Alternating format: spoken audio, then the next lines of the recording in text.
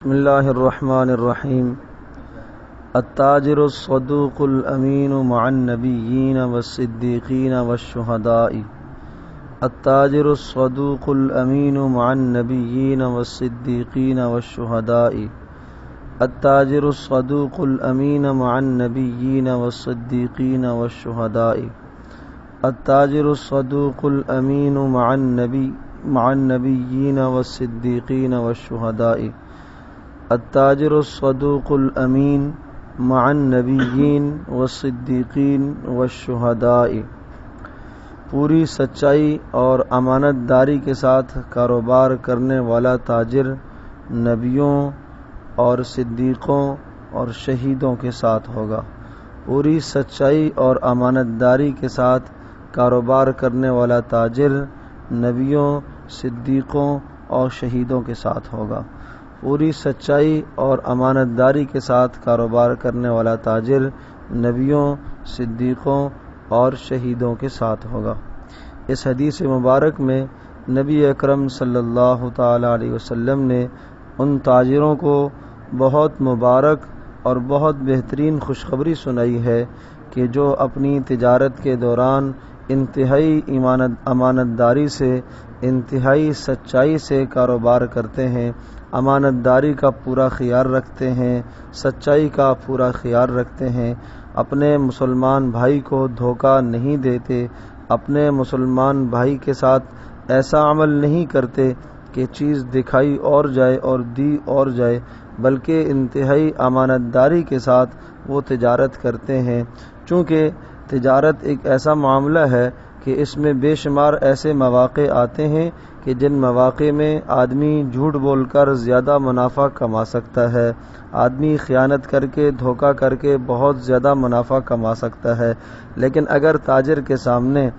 اگر ایک ایسا منافع آیا کہ جھوٹ بولے گا تو زیادہ منافع حاصل ہوگا، اور اگر سچ بولے گا، امانت داری اختیار کرے گا تو تھوڑا منافع حاصل ہوگا۔ اگر اس موقع پر تاجر حضرت صلی اللہ تعالی علیہ وسلم کی اس حدیث کو سامنے رکھے اور نبی پاک صلی اللہ علیہ وسلم کی بشارت کو ذہن میں لائے تو انشاءاللہ وہ کم نفع پر گزارا کر لے گا، کم نفع پر صبر کر لے گا، لیکن جھوٹ بول کر زیادہ منافع نہیں کمائے گا، خیانت کر کے، دھوکہ کر کے زیادہ منافع نہیں کمائے گا۔ حضرت صلی اللہ علیہ وسلم نے ایسے تاجروں کو اس بات کی خوشخبری سنائی ہے کہ قیامت کے دن وہ نبیوں کے پاس ہوں گے، شہیدوں کے پاس ہوں گے اور صدیقوں کے پاس ہوں گے، بڑے بڑے نیک لوگوں کے پاس ان کا حشر ہوگا، اور کتنے ہی خوش نصیب اور سعادت مند انسان وہ ہوں گے کہ جن کی کرسیاں نبیوں کی کرسیوں کے ساتھ لگی ہوں گی، جن کی کرسیاں، نشست گاہیں وہ صدیقین کی نشست گاہوں کے ساتھ ہوں گی، یا جن کی نشست گاہیں وہ اللہ والوں کی نشست گاہوں کے ساتھ ہوں گی۔ بہت ہی سعادت مند انسان ہیں۔ حالانکہ عمل دیکھنے میں بہت مختصر سا ہے کہ صرف تجارت کے دوران امانت داری کو اختیار کرنا۔ تجارت جو انسان اختیار کیا کرتا ہے وہ بھی اپنے فائدے ہی کے لیے کیا کرتا ہے، اپنی ذات کے لیے کمایا کرتا ہے، لیکن اس موقع پر بھی اگر رسول اکرم صلی اللہ علیہ وسلم کی شریعت کو سامنے رکھے گا تو یہی تجارت اس کے لیے آخرت کی کامیابی کا ذریعہ بنے گی، یہی تجارت اس کے لیے دخول جنت کا ذریعہ بنے گی، یہی تجارت اس کو دنیا اور آخرت دونوں جہانوں میں اس کا نام روشن کرے گی، اس لیے کہ یہ امانت دار تاجر ہے۔ نبی پاک صلی اللہ علیہ وسلم نے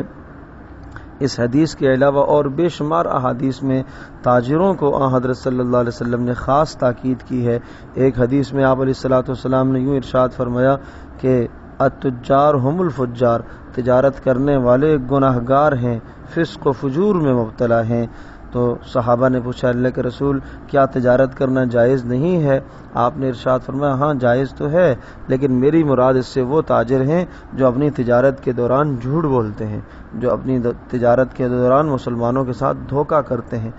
جو تجارت کے دوران اپنے مسلمانوں کے ساتھ فراڈ کرتے ہیں۔ تو ان گناہوں سے آج ہمارا تاجر اگر اپنے آپ کو بچائے گا تو انشاءاللہ اس کی تجارتیں بڑی نفع بخش ہوں گی۔ آج بازاروں کے اندر اللہ پاک کی رحمتیں، اللہ تبارک و تعالیٰ کی مہربانیاں کیوں نازل نہیں ہوتی؟ اس لیے کہ بازاروں میں ہونے والے اکثر و بیشتر سودے وہ سود کی بنیاد پر ہوتے ہیں، بے شمار سودے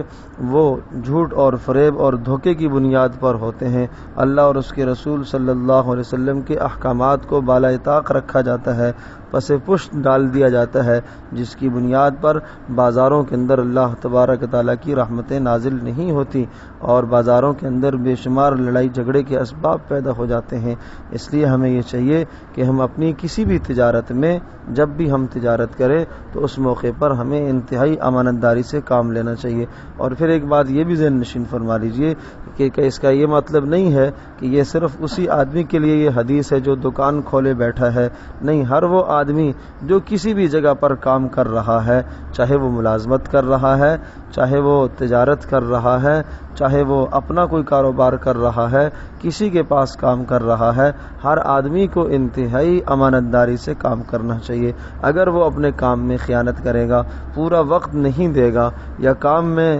صحیح اہتمام کے ساتھ جس طرح سے اس کی ذمہ داریاں ہیں وہ ذمہ داریاں صحیح ادا نہیں کرے گا، تو قیامت کے دن یہ بھی پکڑا جائے گا، یہ بھی دھوکہ باز شمار کیا جائے گا۔ تو حدیث ہو گئی